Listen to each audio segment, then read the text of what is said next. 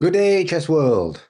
So we are continuing on our wonderful series on Capablanca's chess endgames, and here we've got a great game. This one is a little bit different to the rest because this one isn't about the basics of endgame planning in the same way that it is.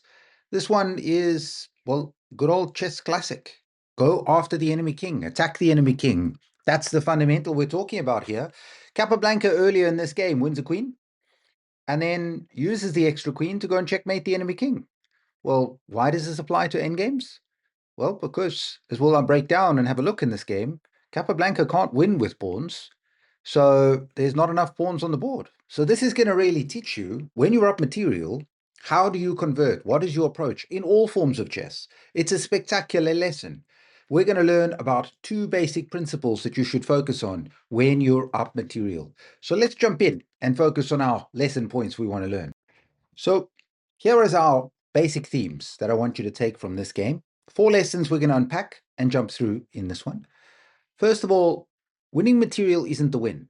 Chess is not a puzzle. Chess is not an exercise that you do where you win material and the game is finished. That's not how it works. The most important theme is checkmate. Let's not get away from that. Our goal is checkmate. Then we've got to focus on that means number 2. The king is the target in chess. You want to focus at getting at the enemy king. That is vitally important.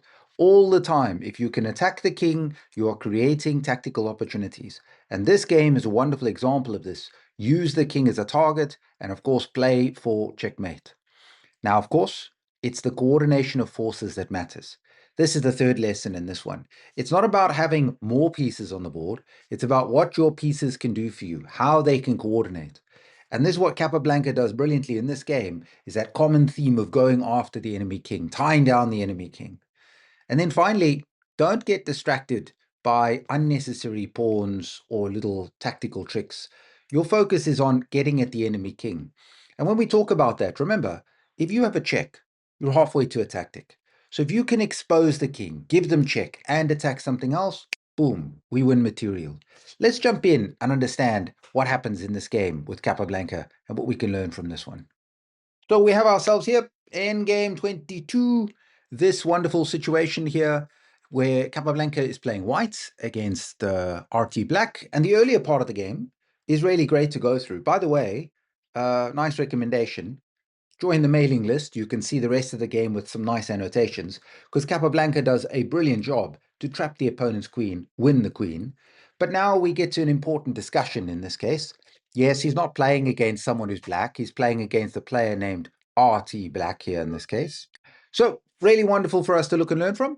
In this case, he's up a queen. What are we supposed to do? Because it's an interesting material distribution. It's a rook and 4 minor pieces that black has against the queen and 3 minor pieces. Plus he has a little bit of a pawn. So what should we do? Normally, plan number 1 in the endgame is to attack the opponent's weak pawns. Well, here we don't have that same sort of possibility. Plan number 2 is use your pass pawns.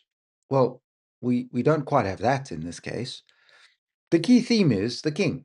We have a queen, and I want you to remember this question for all of your chess games. If you're up material, the first question to ask yourself is, can you use your extra material to go after the enemy king? That's question number 1. I want you to remember that theme. Can you use that extra material to go after the enemy king? Why? Because you have extra pieces. See if you can checkmate. We have an extra queen. Go after the king. If the answer is no, then you go to question number 2. Can you trade down into a better endgame? And that's the fundamental. Here, what are we supposed to trade? Our queen for 3 minor pieces? No, there is no equal trade because of the imbalance. Our job is get at the enemy king. So this is absolutely crucial. I want you to assess here. If you are playing now with the white pieces, how do you get at the enemy king? What is your goal and how do you approach things in this scenario? So our correct path is we want to open up in front of the enemy king. This is a wonderful theme. F4. Now, this is where Chernev puts down and he says the first move in a 10-move combination, which sweeps away a dozen pieces and pawns from the board. White poses 2 threats now, winning a piece with F5 with a fork, attacking the knight and bishop, while g5 check is a dangerous threat. Now, I think the important one is, look, Capablanca did not think about the next 10 moves. Capablanca focused on the basics. I want to get to the enemy king. How do I do that? That means attack the king, get to the king. That's fundamentally what we're looking for in this case. So in this position, the opponent played bishop takes e4. He's really restricted. He doesn't have many choices. Since if we unpack, if he were to play pawn takes f4, well, it's real simple for us to see, real easy for us to understand. Simply, oops, queen check, job done. And this is going to lead to mate in this position here because the squares are cut off. So knight moves in, queen takes mate. So this is why he wants to open the position. This carries through, by the way, to the rest of your chess. If the enemy king is in the middle of the board, open up the game, get to that king. So the opponent plays bishop takes e4. We play check. Wonderful move. We are turning that king into a target. So now there is no choice. There is, if the king moves to these squares, what are we doing? How do we take advantage of it? Put it in the chat below.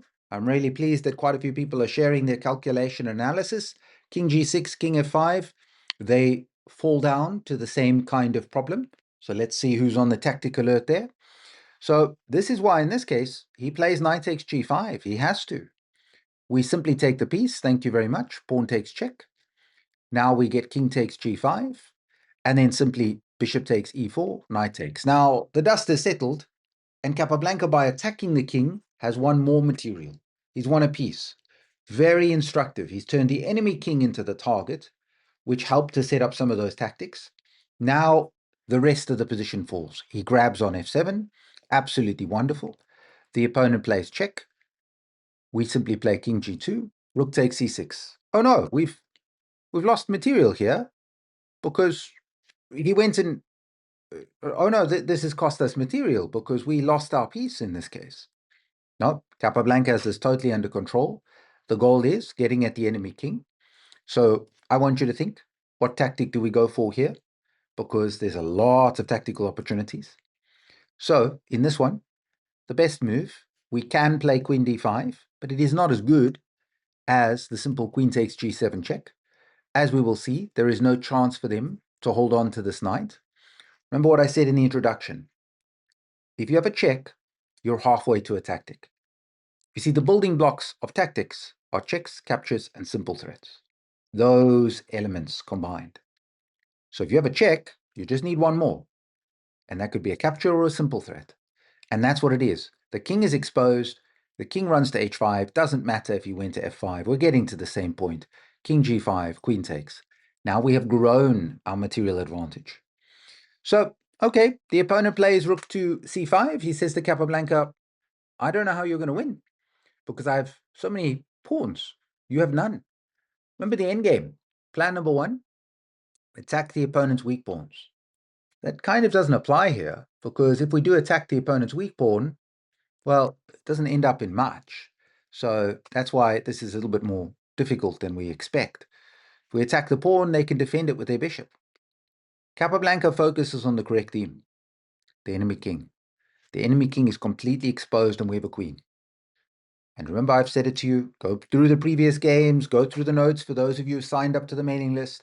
I'll say it again and again. If queens are on the board, king's safety is paramount. White doesn't have to worry as much about king's safety here.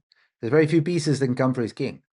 Black, on the other hand, massive problems.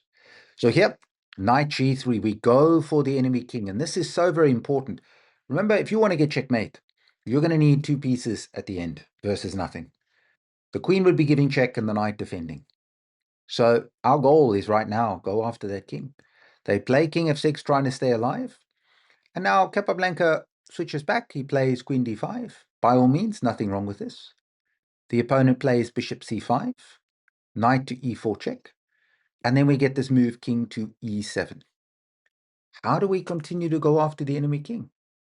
We have to target this king. What are we doing here? Well, we have three pieces. Get the third piece in, and that's what Capablanca does, king to f3.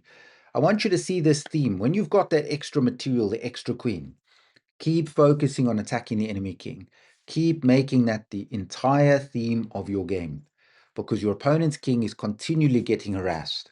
So they play king d7, queen king to g4. The king takes his time, he gets in. Great opportunity here. He plays queen check, cuts off the enemy king.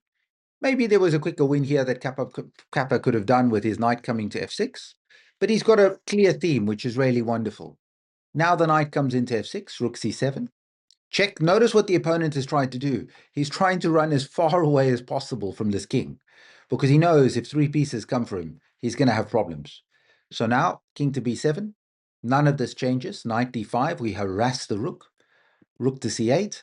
And then it's a pretty simple win from here. Queen b5 check, king a7, and now he simply plays knight to e7, and our job is done. Why? Let's have a look and understand. The opponent resigns in the simplest of terms because the rook is attacked, and now we have set up a wonderful mating pattern. The basic point is rook c7, we're going to go knight c6 check, then we are setting up a mate in the corner, so he's going to have to give up his rook, and there's really not much else to worry about in this position because we can see that there is this mate on the square. So rook takes, queen takes. Now the white king is just going to march right in here and help with that mating net because the bishop can do nothing. And I want you to see how Capablanca turned this into a rather clear and simple win by just tearing open and getting to the enemy king. And this one's a pretty quick one because I want you to just carry that theme forward in your games. The enemy king is your number one target always. And in many of the endgames we've looked at, there are no queens on the board. And as we'll look at with some of the later ones, when you don't have enough pieces on the board, you can't play for checkmate. This is one of those few endgames where we continue to play for the attack on the king and causing trouble. That runs through every single chess game. It's just much harder with less pieces. So this is really a great example, and we'll see another one, by the way, later in the series, where Capablanca does a brilliant job of trapping the enemy queen. So I do want you to just follow through and go through the game. The whole entirety of how he traps the queen is actually a really nice one. But what's really instructive for you with this endgame 22 is simply squeezing the enemy king. When I've got extra material, I want to go after the king. So let's summarize just those quick lessons from this one here. So I just want to highlight, number one, just because you win material, the game is finished. Please don't switch off. That is so vitally important. So many chess players win material and they act like the game is done. I'm sorry, but unfortunately, we don't stop the game just because you did a nice tactic and you won material. You've got to keep focusing with a plan. And this game has taught you a wonderful theme, the king hunt. When you have that extra material, the extra queen, keep putting pressure on the opposing king. That is going to spare you so many problems in chess games where you play aimlessly with the extra material. Keep hunting the enemy king. As we saw with this one, Capablanca didn't immediately win, but he won more material. That's the theme. Make the king weak for the opponent. Make that the target. And finally, it's not about counting pieces. Coordinate those pieces. Nothing replaces calculation. Go through the logical chess series I made. Again and again, I repeat that concept. To successfully attack the enemy king, you need 3 pieces. Very important. But now you have to coordinate. How do you get those weapons? And this job of the queen and the knight and then the king was so very good in this case. And finally, there were opportunities where Capablanca could have won pieces, but he didn't get distracted. His focus instead was, of course, getting at the enemy king. He wanted to get at those resources to work and operate with that king. So really wonderful, effective win, and a nice quick one. So I hope this is really very instructive. In the next one, we're going to get back to the basics of endgames, of those 2 plans, attacking pawns and getting at the enemy position. So please do join me in the next video.